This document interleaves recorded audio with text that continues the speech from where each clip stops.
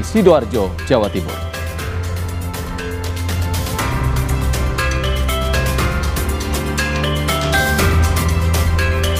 Asrama pondok pesantren di Temanggung, Jawa Tengah terbakar, diduga dipicu korsleting.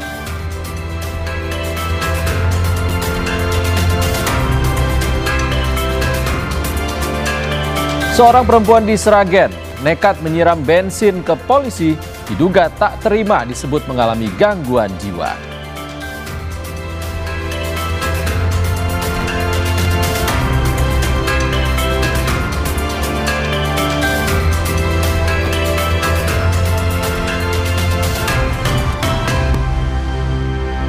Halo, apa kabar saudara? Selain 3 sorotan utama tadi, sejumlah informasi penting dari berbagai penjuru tanah air akan kami hadirkan untuk Anda selama 30 menit ke depan. Bersama saya, Ihsan Sitorus. Inilah Indonesia Update selengkapnya.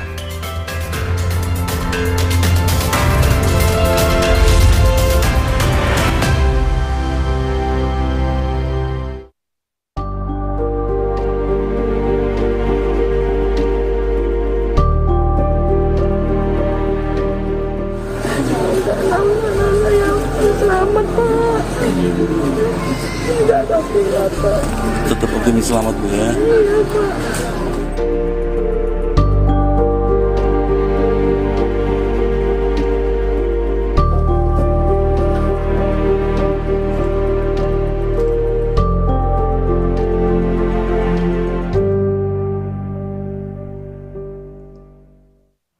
Saudara, video amatir dari tim SAR memperlihatkan detik-detik penyelamatan salah satu korban yang tertimbun reruntuhan bangunan Ponpes Al-Khozini, Sidoarjo, Jawa Timur. Dengan dibantu tim SAR, korban berhasil keluar dari celah yang kecil.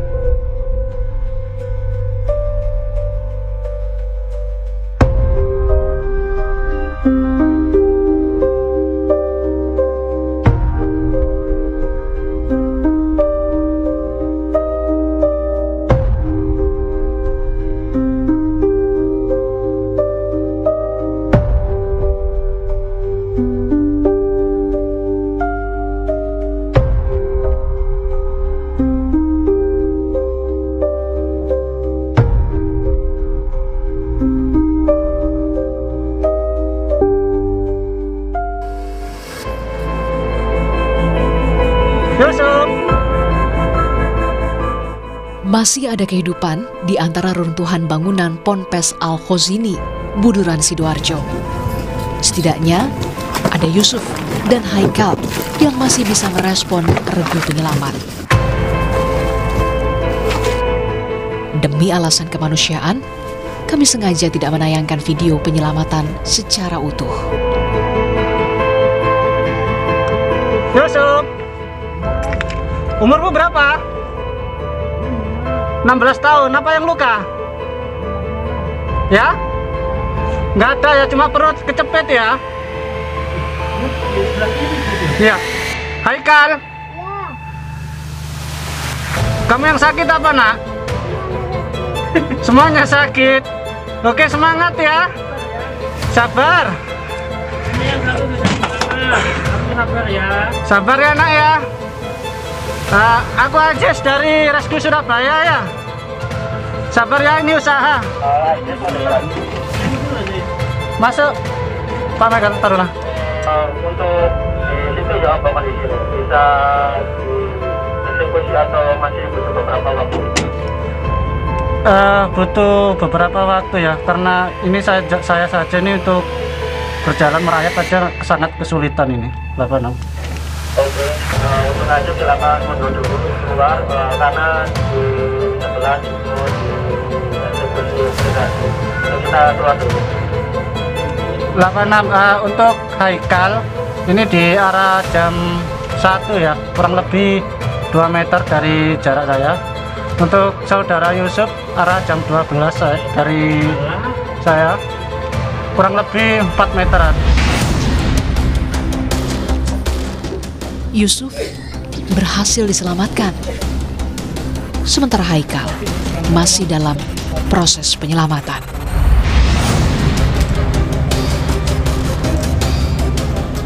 Regu penyelamat harus ekstra hati-hati lantaran bangunan yang rawan runtuh kembali.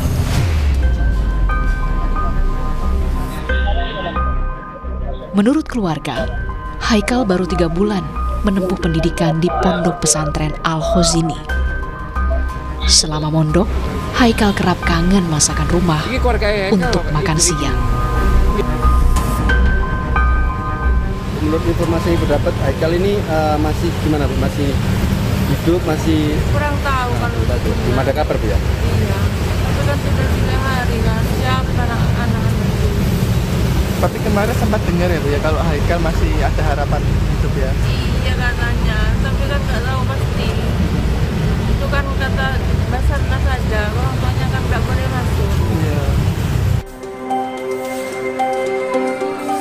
Sudah 3 hari keluarga korban menginap di posko SAR gabungan.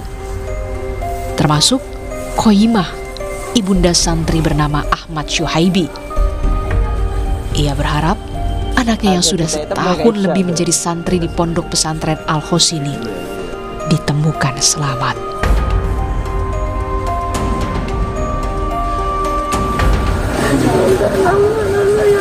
Selamat Pak. Tidak takut Pak. Tetap optimis selamat Bu ya. Iya Pak.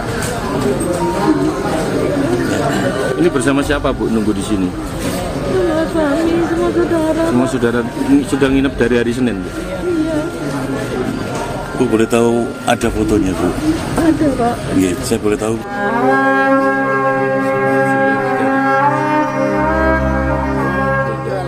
Secara teori manusia bertahan 72 jam tanpa makanan dan minuman. Harapan hidup mereka kini bertambah panjang setelah regu penyelamat bisa memberikan makan dan minum.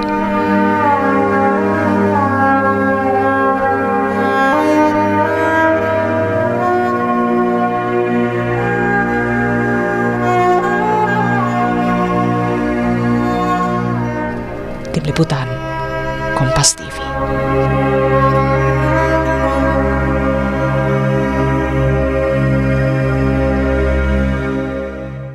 Saudara, sejak Senin hingga Selasa, 11 korban ambruknya musola Ponpes Al-Khozini berhasil dievakuasi tim SAR gabungan. Basarnas kembali menemukan 15 titik korban lain, 8 diantaranya dalam tingkat kesadaran hitam, sementara 7 lainnya berstatus merah.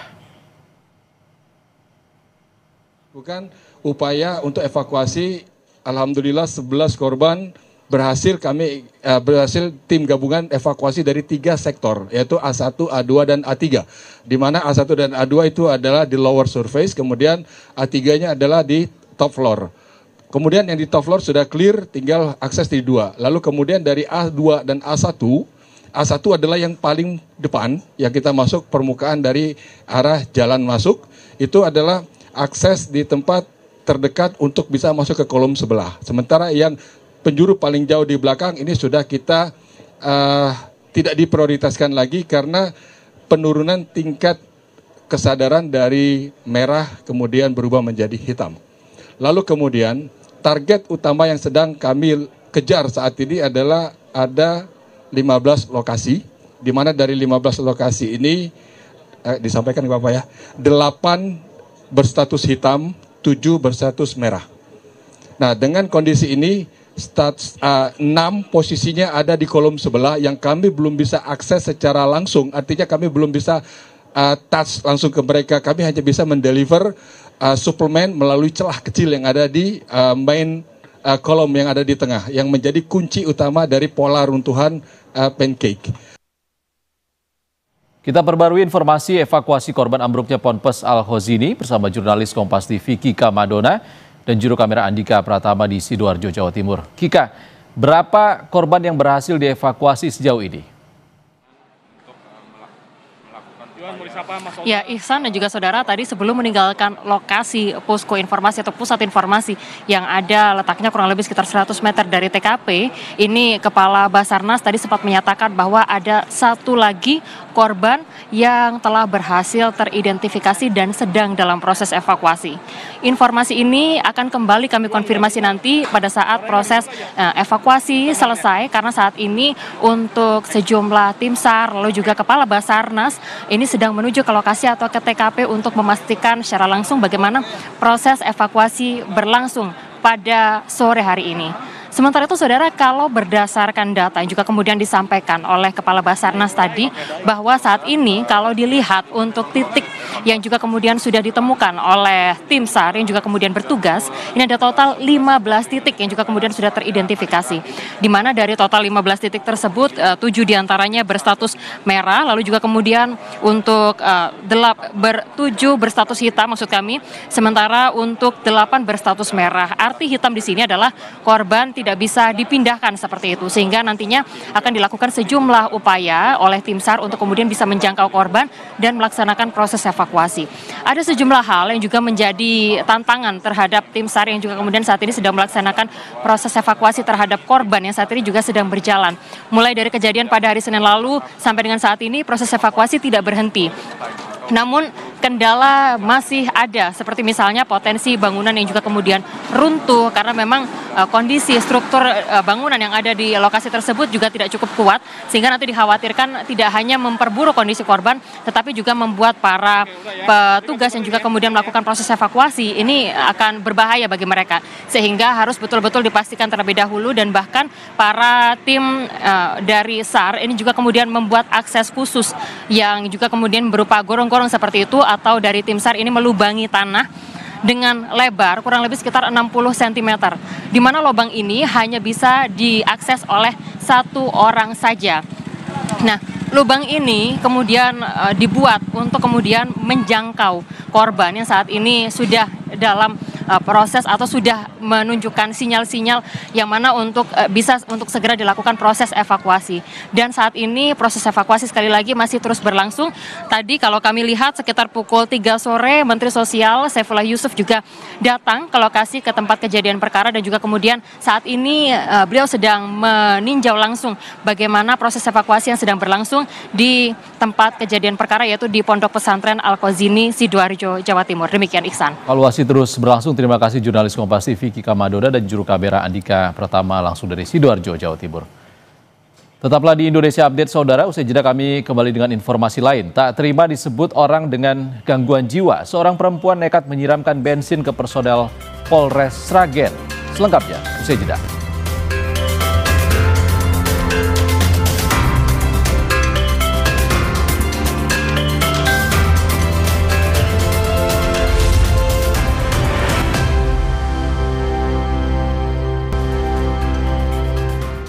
Terima kasih Anda masih di Indonesia Update, saudara. Ramai beredar di media sosial video seorang perempuan di Kabupaten Sragen, Jawa Tengah nekat menyiramkan bensin ke anggota Provos Polres Sragen.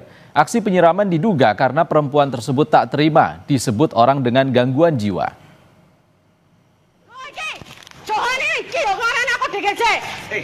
Enggak apa. Jenengan niku kapan? Bayaran aku DGC ta? Pak Adrian niku sinten? Bayaran aku DGC ta?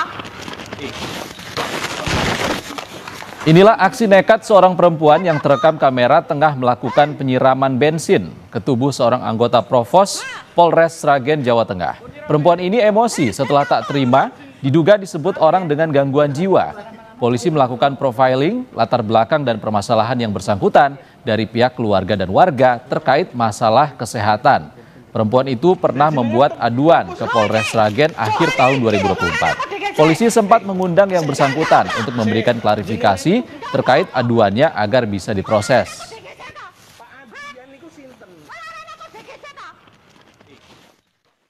Jelas memang yang bersangkutan itu pernah membuat aduan di Polres Sragen sekitar akhir tahun lalu 2024, dan kemudian tindak lanjut yang dilakukan oleh penyidik adalah mengundang mengundang yang bersangkutan untuk melakukan klarifikasi dengan maksud untuk supaya memproses aduan yang bersangkutan supaya bisa segera dilakukan tindak lanjut oleh penyidik. Namun demikian, yang bersangkutan kalau tidak salah undangan klarifikasi pertama itu bulan Maret, yang bersangkutan tidak hadir. Kemudian kemarin sebelum terjadinya penyiraman ini juga dari penyidik mengundang kembali untuk klarifikasi. Kita ke sorotan lain, sejumlah warga menggelar aksi tolak makan bergizi gratis yang dinilai meresahkan. Teman-teman, selamat siang kawan-kawan media, kawan-kawan jurnalis, terima kasih. Menggunakan alat masak, warga menggelar aksi tolak MBG di depan gerbang Irti Monas. Hal ini dilakukan sebagai bentuk protes terhadap program makan bergizi gratis. Sejumlah koalisi dari Koalisi Perempuan Indonesia, ICW, ahli gizi, hingga orang tua murid berkumpul menuntut agar program MBG di-stop dan Badan Gizi Nasional serta pemerintah pusat bertanggung jawab, termasuk mendesak investigasi menyeluruh terkait dugaan keracunan massal.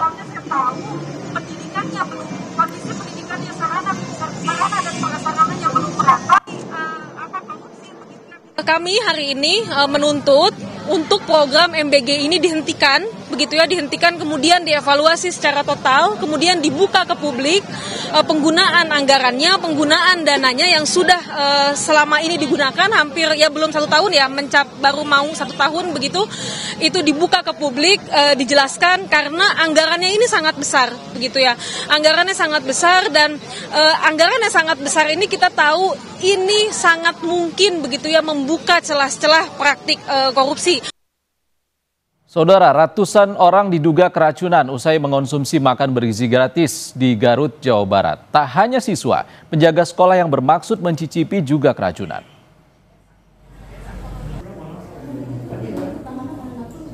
Total 148 orang dari 4 sekolah di Garut, Jawa Barat diduga keracunan setelah menyantap makan bergizi gratis. Mereka dirawat di sejumlah puskesmas Kadunggora, Puskesmas Leles, dan RSUD Dr. Slamet. Tak hanya siswa, seorang penjaga sekolah yang mencicipi susu MBG juga keracunan.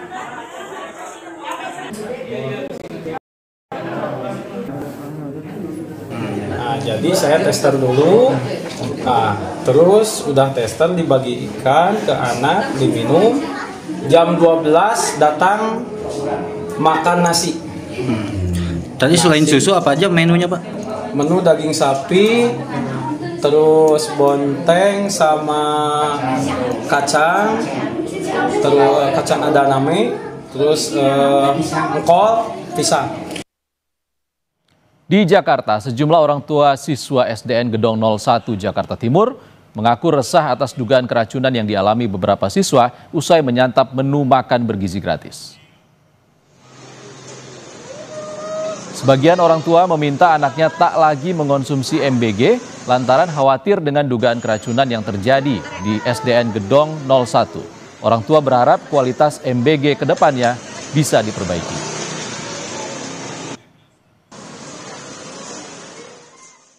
Ya dari sebelum kejadian ini juga sebenarnya khawatir ya dari berita yang ada di luar daerah itu gitu. Jadi ya kalau apalagi sekarang yang kena di tempat sekolah anak saya ya lebih khawatirnya lebih ekstra gitu. Ya saya sih bilang udah nggak boleh lagi untuk makan konsumsi itu lagi gitu daripada ya nggak tahu ya kedepannya akan lebih diperbaiki lagi kualitas atau higienisnya gitu kan. Tapi sih kalau dari yang kejadian kemarin ya masih trauma mungkin ibu-ibu yang anaknya yang kena gitu. Sebelumnya, 21 siswa SD Negeri 01 Gedong Barat, Pasar Rebo, Jakarta Timur diduga keracunan. Mereka mengalami gejala seperti lemas, mual, dan muntah usai menyantap makan bergizi gratis pada Selasa pagi. Polisi pun memanggil pihak SPPG, Yayasan Amina Mulia Indonesia, untuk dimintai keterangan terkait kasus ini.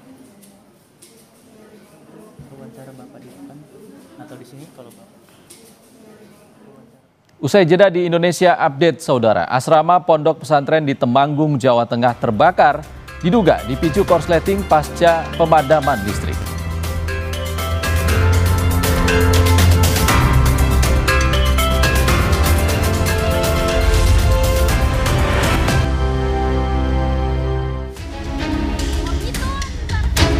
5 unit kedai yang menjajakan makanan di sekitar kawasan Taman Pantai Mangga 2, Ternate, Maluku Utara terbakar. Api diduga berasal dari korsleting di salah satu kedai. Material bangunan yang terbuat dari kayu membuat api semakin cepat membesar dan menyebar ke bangunan sekitarnya. 3 mobil pemadam kebakaran dan 1 mobil water cannon yang dikerahkan berhasil menjinakkan api. Tidak ada korban akibat kejadian ini. Gempa bumi bermagnitudo 6,5 mengguncang Sumeneb, Jawa Timur pada Selasa malam. BMKG mencatat pusat gempa berada di koordinat 7,25 lintang selatan dan 114,22 bujur timur dengan kedalaman 11 km. Sejumlah rumah warga rusak, diantaranya di Desa Nyamplong dan Desa Prambanan. Sementara di Desa Gendang Barat, sebuah rumah dilaporkan roboh. Selain puluhan rumah rusak, seorang warga juga dilarikan ke puskesmas karena terkena pecahan kaca saat gempa. Mobil yang dikendarai seorang wanita menabrak toko buah di Kalideres, Jakarta Barat. Akibatnya bagian depan toko porak-poranda.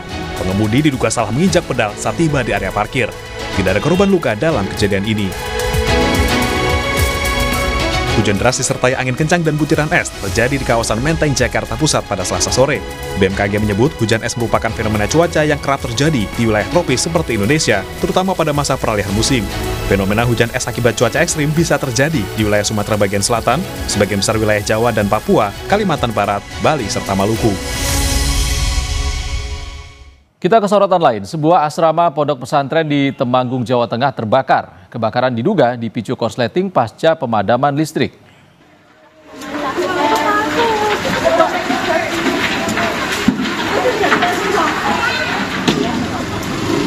Api membakar salah satu bangunan asrama pondok pesantren Zaid bin Sabit di Kelurahan Manding, Temanggung pada Selasa siang.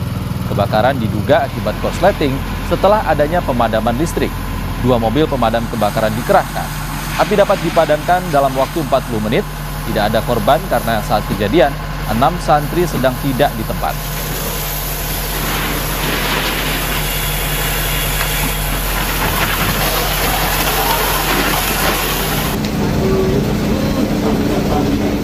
Rumah santri yang sedang ditinggal dalam kepentingan rapat.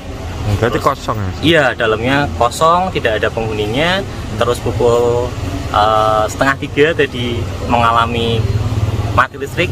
Terus ketika listrik hidup, terdapat kegagalan instalasi atau elektronik yang mengakibatkan adanya percikan, dan percikannya merambat ke beberapa benda di dalamnya. Kami tutup Indonesia Update edisi kali ini, saudara. Saya Ihsan Sitorus pamit, sehat selalu, sampai jumpa.